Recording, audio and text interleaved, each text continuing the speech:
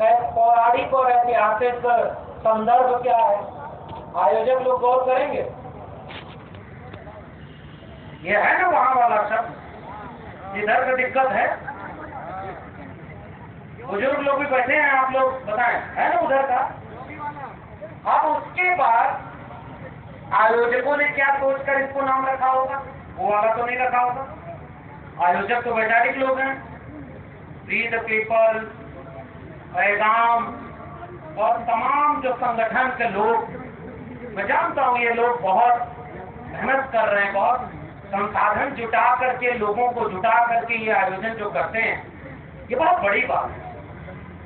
पिछले दिनों भी आयोजन किया था, फिर कर रहे और लगातार करते जा रहे। यानी ये वैचारिक लोग हैं, तो इसका मतलब इन्होंने जो इसका इस्तेमाल किया है वो जुटान के अर्थ में किया है, लोगों को इकट्ठा करने के अर्थ में किया है, और बहुत बड़ी तादाद में लोग हों ऐसी उम्मीद करते हुए इसका नाम महाकुंभ रख दिया। तो भाई गलती इनकी थोड़ी है। अब हमारे लोगों की ये जागरूकता है, अभी जागरूकता है, हमारे लोग इतने ज्यादा जागरूक हो गए हैं कि अब ऐसे कार्यक्रमों में जाने की जरूरत नहीं महसूस।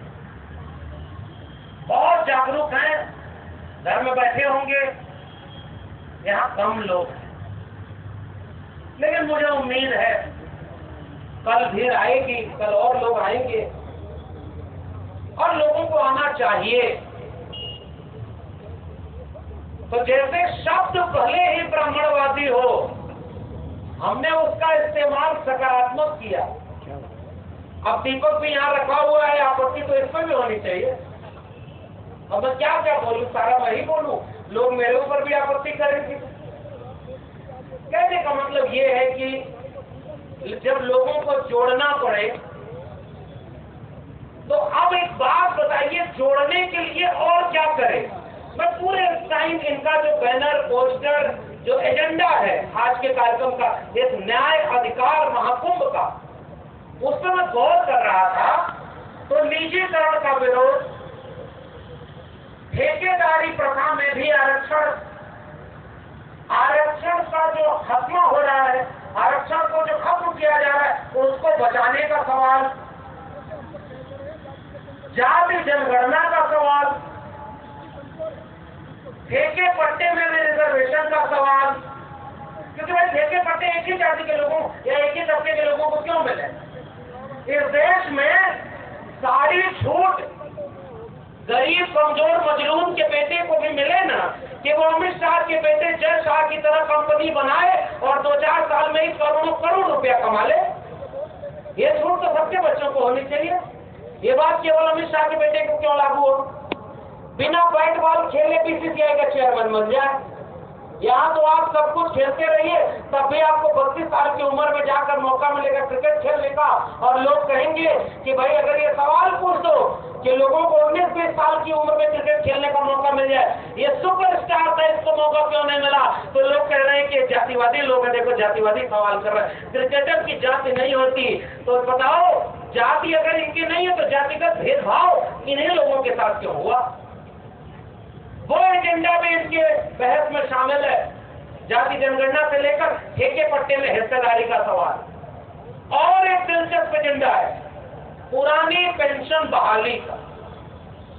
अब एक बात बताइए, पुरानी पेंशन बहाली का सवाल क्या केवल इस देश के SC, ST, OBC का सवाल है? आप लोग जितने लोग हैं बताइए, क्या पेंशन केवल इसका लाभ SC, ST, OBC मिलेगा कि अपर कास्ट मिलेगा? सबका सवाल है ना। तो इसका मतलब इस सम्मेलन में उन लोगों को भी आना चाहिए जिनका सवाल इसमें है। संविधान को बचाने का सवाल किसी जाति का सवाल है कि देश का सवाल है? पुरानी पेंशन किसी जाति का सवाल है कि देश का सवाल है? सबको बराबर की हिस्सेदारी और न्याय मिले, ये किसी जाति का सवाल है कि देश के बनाने का सवाल है? लेकिन मैं तो परेशान हूं यह बात सोचकर और विचार कर रहा हूं कि संविधान को बचाने की कोई भी रैली पूरे देश में आप देखो, उसकी अगुवाई इस देश का वंचित शोषित बहुजन समाज ही कर रहा होगा। 26 नवंबर को न मेरा बात मानना तो पढ़ लेना, खोज लेना, 26 नवंबर संविधान दिवस इस देश में कहां कहां मनाया जाता है और कौन लोग उसको मनाने वाले हैं। मतलब आपको एक प्रयोग के रूप में एक सैंपल दे रहा हूं। सरकारी संस्था छोड़ दीजिएगा, सरकार तो सरकारी काम करती है। सरकारी लोग तो 14 अप्रैल को बाबा साहब की मूर्ति पर भी माला पहना देते हैं और वहीं बैठ करके अब तो बाबा साहब की मूर्ति पर माला पहनाना छोड़िए, उनके आगे कुछ भगवानों की आकृति भी बनने लगी है दिल्ली में। पहचान रहे ना आप, बन रही है ना आकृति। अब पता नहीं वो बाबा साहब के चरणों के पास क्यों बना दिया मैं इतना अपमान, और कोई भावना आहत नहीं हुई किसी की।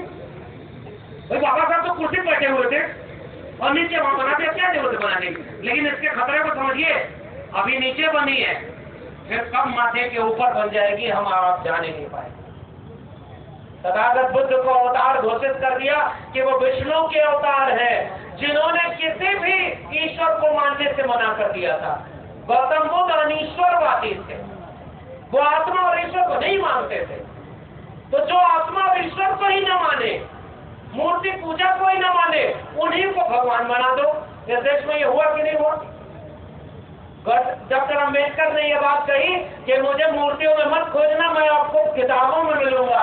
डॉक्टर अम्बेडकर की मूर्ति बनवा के पूछ रहे हैं ये सारे लोग जो अम्बेडकर का विरोध करते हैं। क्या संभावना नहीं है कि कल को उन जगहों पर भी आपको अम्बेडकर फूले पेरियार की तस्वीर मिल जाए, जिन जगहों पर बैठकर अम्बेडकर, फूले पेरियार, बिरसा मुंडा, जयपाल मुंडा इनके सपनों का भारत बनाने के खिलाफ नीतियां बनाई जा रही होंगी और सामने दीवार पर तस्वीर आपके महापुरुषों की लगाई गई। इस विरोधाभास को समझिए।